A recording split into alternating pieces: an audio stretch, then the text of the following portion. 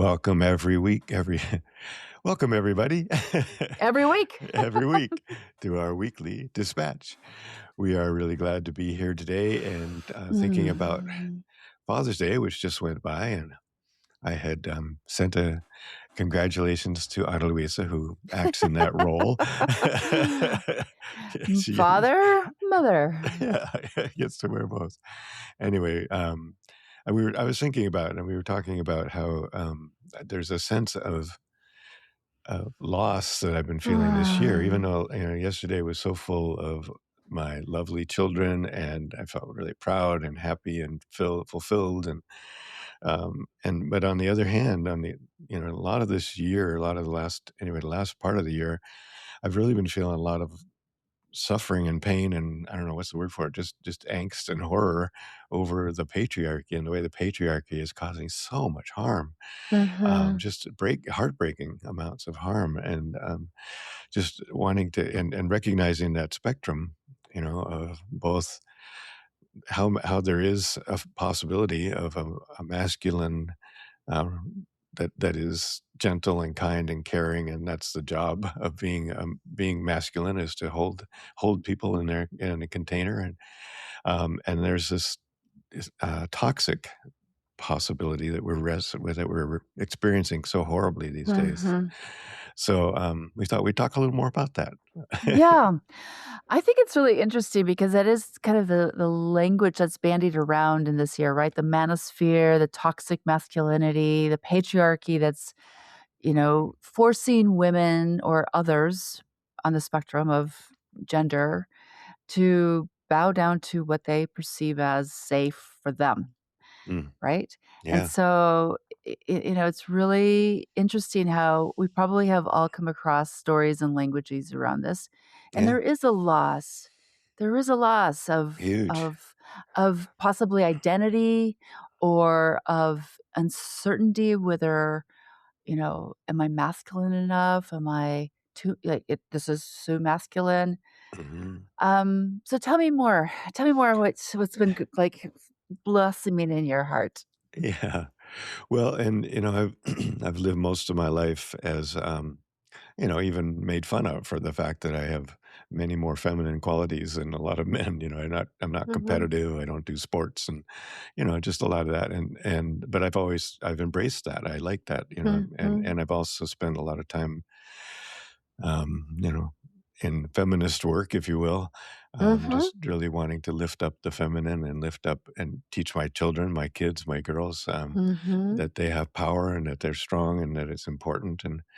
Um, and so, but what I'm recognizing is that as the world has, I mean, as that's kind of become the language of the progressives, if you will, there's a whole group of people who are feeling horribly threatened by that, and who are Mhm. feeling they've Mhm. been emasculated, and and the response, of course, is to lash out or to look for a hero. And there's somebody Or to a say, model, right? It's a yeah, model of what it is to be masculine. yeah. And so they've got Mhm. the Secretary of War, Mhm. it's on the one hand, it feels like it's absurd. It's so absurd to watch. And I just read something today about, we can make fun of it, we can laugh at it, but that's actually contributing to the Yeah. fascism, because we don't Mhm. take it seriously, and we're not taking it seriously enough, and looking at the history that's gotten us here, and how the people who are feeling that way, why there are so many people who feel that way and are being drawn to that. And so looking at the roots of those problems, we've there's a lot more work to be done than just laughing at it. And in fact, laughing at it causes more divisiveness, because we're looking down on this. The others are looking down on them, thinking they're Mhm. not smart enough to know better, right? Um, Mhm. so I think that's an important part of it, which kind of leads to this sense of how do we well, I love Sophie Strand's words, rewilding the masculine, Mhm. and I Mhm. think I might read a little bit of her work, because she has a Mhm. beautiful book Mhm. called The Flowering Wand, which I've Mhm. used many times actually in men's groups as guidance, and Mhm. um, it's very interesting that this young 20-something-year-old woman has created this incredible book that can help men find their way back Right. to reality, so that's a Well, bit a bit, yeah. yeah, it is a bit. It's also, I mean, aren't we calling for the rewilding of so many aspects of our lives? Like rewilding our spirituality and in some ways rewilding our death and dying process too. Yeah, right. Because, it's like we've taken this extreme handing over of our own power to the industry of death. And so Yeah, we don't know what to do. And then we feel like left out or, we might have a myriad of feelings around it. But rewilding masculinity also joins in with rewilding our entire reality, our entire world, and, right. you know, going into nature and walking barefoot, right? Right, yeah. Rewilding means sleeping according to the sunshine in the night. There's Mm, just so many aspects of this moment in my history where rewilding actually does make sense. I mean, to the point that even in my front yard, like 5 years ago, I did kill on my lawn, and I have clover and bee balm and mm, dandelion and all kinds of, like, crazy flowers out there that are just, like, wild, but we're in drought here in Colorado, and my garden looks great because yeah. it's all the wild plants who are used to being tough, Yeah, and so, if I were to bring this into this masculine, like, what are our natural attributes, both as men and women, mhm, on a continuum of attributes that we can say, let's leave room for them to shine a little bit more. Even mhm. when a man is gentle, that is still masculine. It's you're caring, you're Yeah, tending to your loved ones, right? yeah, exactly. And that's the redefinition, really, we don't have to define masculine as angry, mad, powerful, Tough, tough, yeah, tough right? guy, big muscles, Violent. Yeah, yeah. doing push-ups. Um, Yeah. yeah, and that's wow, we could learn so much, and it is too, like we were talking, we mentioned earlier, this kind of spectrum so rewilding in a way, what it means is to find our way back to the earth, right? Find our way back to Mhm. what humans are not separate Right. from everything else. Find our way back to ourselves in Yeah, so many ways, right? I yeah. was just gonna say this morning I was also reading an article about, somebody who went to Thailand to learn Muay Thai, Mm. Okay. and it was so fabulous because this author talks about, how there is an innate need to find ways to fight, and he Ah. said, the people learning to get out all that extra energy in a grounded and safe space Yeah, is actually really good for folks. yeah, yeah, He's like, if you're doing all this training, you're doing all this, like, fighting in a ring with, like, somebody who's checking you, like, "That's not okay, this is okay."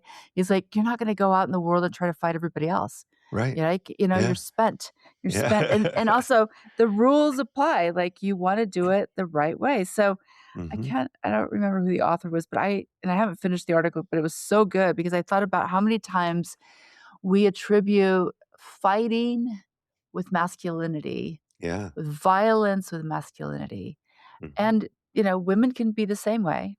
They're, we are not exempt from these activities or these desires. Mhm. In fact, we get the cute little term of being mama bears when, Right, right? right, yeah. And, but, we don't give that kind of labeling to men and their when that Mhm. something bubbles up, right? So Yeah, yeah. That's a really good point. I mean, I have my black belt in karate. When I took karate, many years ago, I started when I was 50 years old, right? So I mhm. was one of the older people in the class.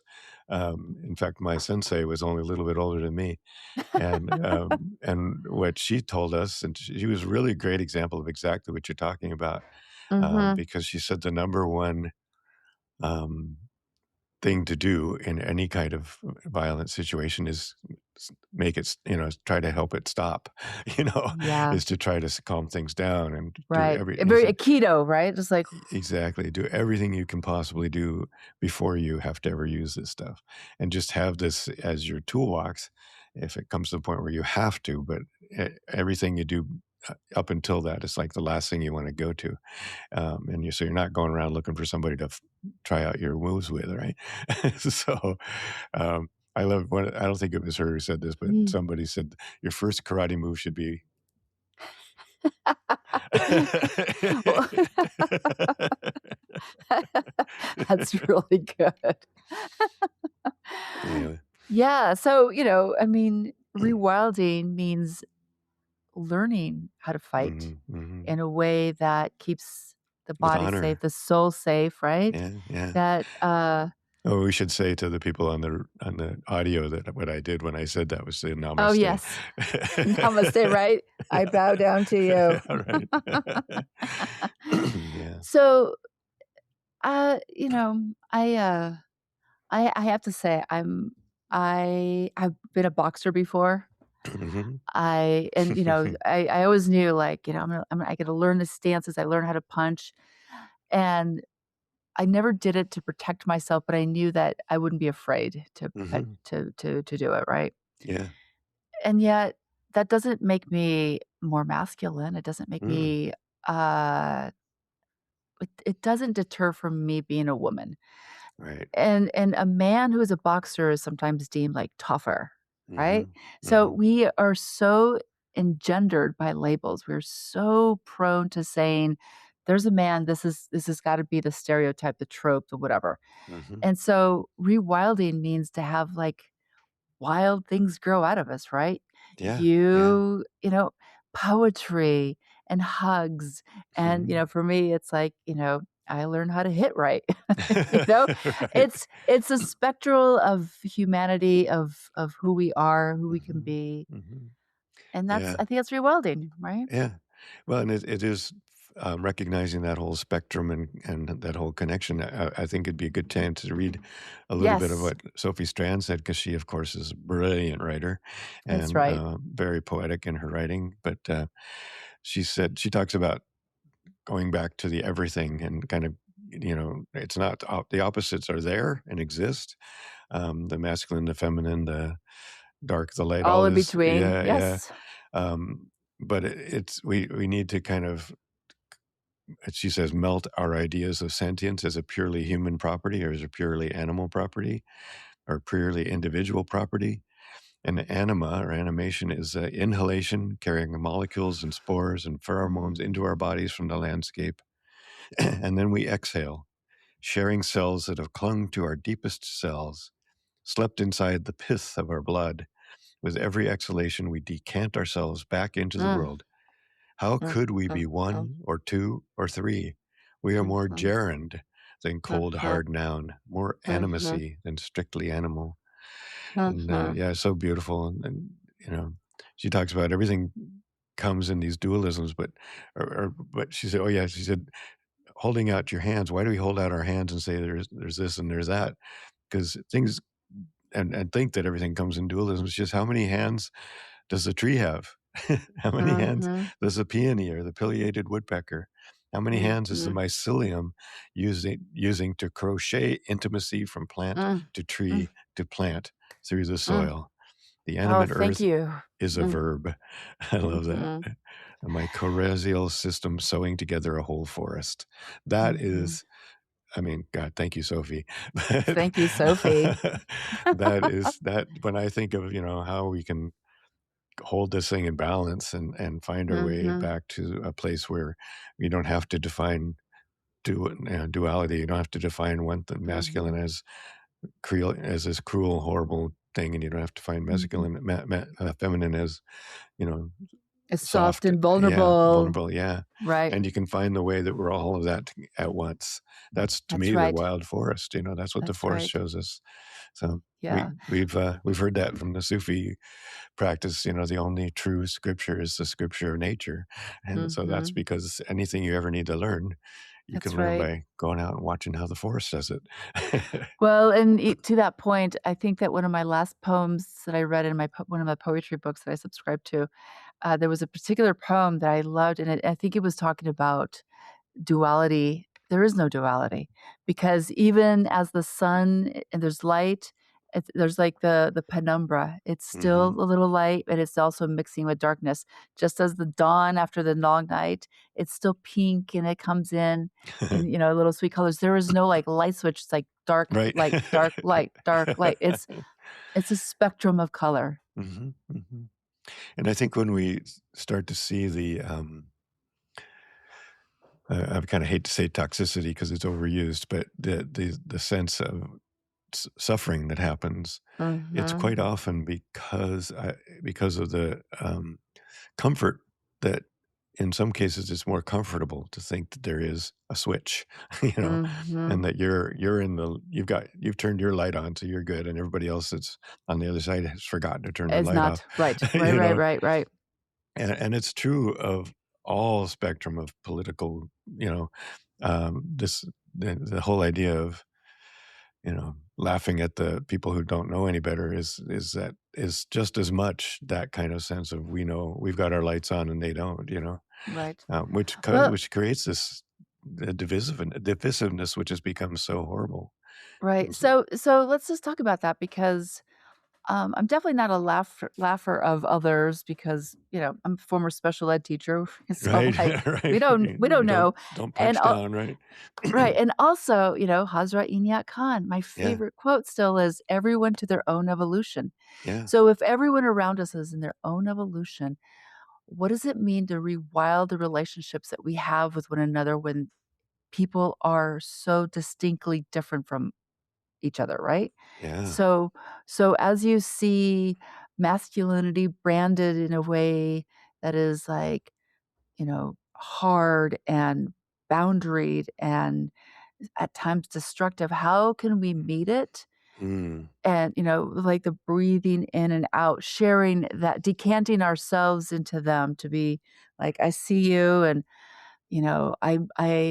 I offer myself to you, my own crocheted self into the reality that you live in, yeah, because it really, I mean, we can't say much because they're all, on their own evolution, but how can we still be crocheted yeah, yeah.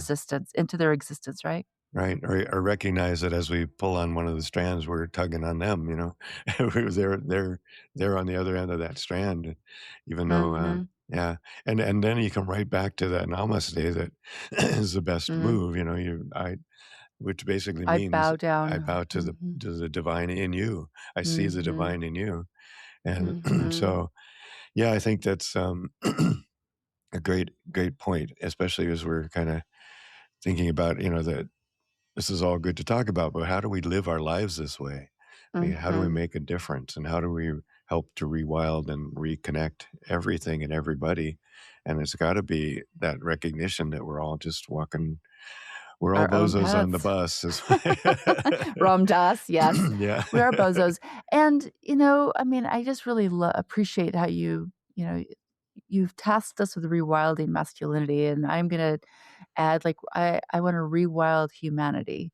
Yeah, And as we, approach others, I also think that, yes, we can bow down to the divine in them, but it also requires us to learn some new skills, like, yeah, to inquire with curiosity and grace, the story of another's life, and yeah. not necessarily just say, "Oh, well, that's why you're such a bozo," It's like, "Oh, I hear you, I see you, and, I bow to the divine that has taken you through this."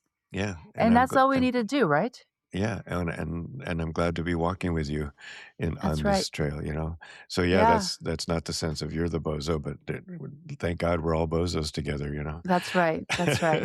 And I think that that's part of the rewilding aspect of our stories these days is like, Yeah, yeah, and call to action and grace.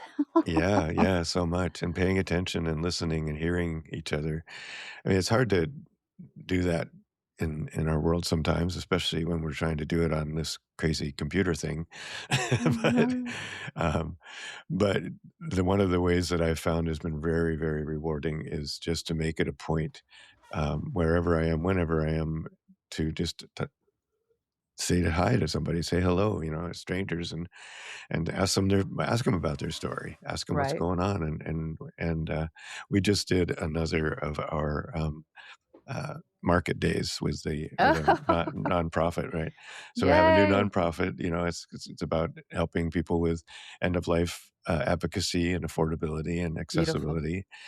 And so we've done two now where we went. Actually, yesterday I didn't go because it was Father's Day, but two dear friends of mine took it for me, and but anyway, what that is, it's a booth at a farmer's market that talks about, you know, what are you grieving today? And Mhm. so what we found is, and this is just a perfect example, that people walk up and, you know, people also go, oh my God, no, thank you, you know. But the people who do step up with courage, you know, and with some vulnerability are just eager. They're yearning for an opportunity to Mhm. tell their Mm. story, and it has Mhm. nothing to do with where they lie on the spectrum of Mm. politics, or Mhm. where they lie in their religious beliefs or anything else. Because we met all sorts, and we had people tell us, you know, that they knew they were going to see their beloveds in heaven again, you know, and all the stories. But it's just the opportunity and opening up that opportunity for people to tell their stories is That's right. so important, and we can all do that, and we can change the world that way, I think. This, I mean, it's going to happen in that kind of a realm, and day to day, person to person, human to human, in your own community. Um, Mhm. it's not going to happen on Facebook. It's just not going to happen on Facebook. Yeah. I mean, Yeah. maybe there's ways to guide things, but yeah, that's Yeah, it's that this time space is too truncated at that point. I think it is about either being in front of people, or even sometimes I pray for people I see as I'm driving past, yeah. like, "Oh, that I noticed this." And I've been really, again, I've done this over the course of my life, but active imagination. I Hmm. know it's like poo-pooed in some circles, but I love it. if I can just, like, get into this meditative zone and just reach out in my mind to love and serve somebody who has either been horrible to me, or I know are in despair, but I really can't access, Hmm. that is, like, my work. That is Mm. just, like, 3 minutes of me just throwing my energetic field all the way to touch them and just Yeah, yeah. I feel it out, absolutely, right? And yeah, then come yeah, back.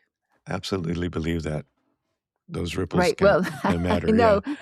I mean, yeah, we but believe. yeah, yeah. Well, and whether or not you believe that, you know, you're even if it's not absolutely, you know, affecting something in the world, you are affecting yourself. And by affecting Mhm, yourself, by putting yourself in that mindset of caring for people, and that mhm. mindset of being in a compassionate, loving, caring person, you go out into the world a different person, and that makes a difference.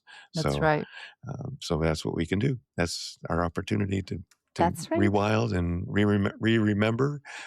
Remember. Mhm, Remember, we are members of that incredible, wild mycelial network of mhm. everything, not just Yes, humans, not just animals, not just trees, but everything. every resonant and Mhm. reverberating and vibrating atom we are vibrating with. So Yes. let's do our Anyhow, best. Let us yes. try to raise it up. That's our job. Mm. Well, All okay, right. thank you so much for thinking about this topic, because I think it's delightful to just sit around and talk about it, and then hopefully, this will be a conversation that encourages others to really begin their rewilding. Yeah, yeah, and definitely if you can read Sophie's book, we'll put it in the Yeah. podcast notes, and we'd love to hear from you. We have Substack where you can engage with us on a chat. We would love to hear from you and hear your thoughts, and of course, listen to the podcast and tell all your friends Yes. and Yes. subscribe and love and like and all that stuff. And thank you for all you do in the world. And please be in touch. Yes. Adios. Adios. Grief and loss, conversations about the end of life.